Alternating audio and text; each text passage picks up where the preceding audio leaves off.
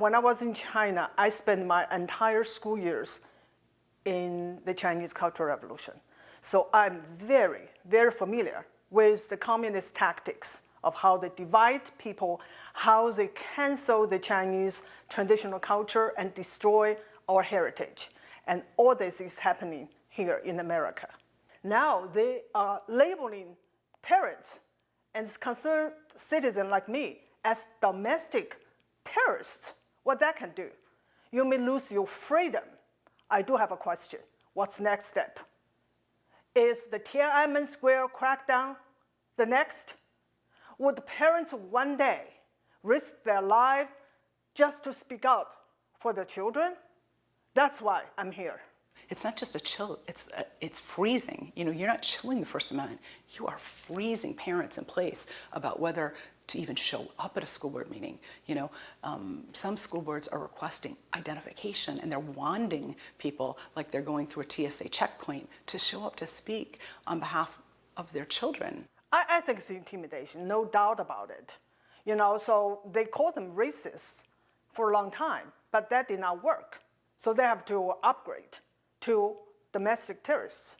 But I have to say, this will backfire. If the intimidation works, America has fallen a long time ago. I could not believe in America, which is supposed to be the land of liberty, somebody could target parents like this. Parents, we are the primary educators for our children. No one can take our place.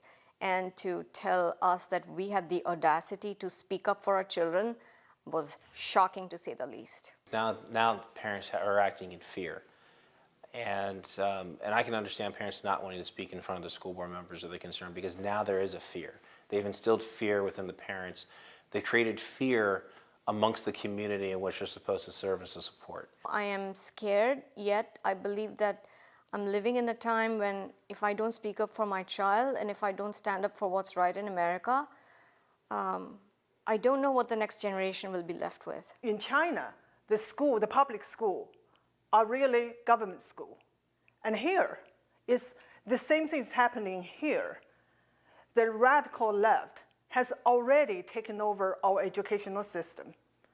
They control the schools, the school board, and other associations such as Teacher Association and National School Board Association.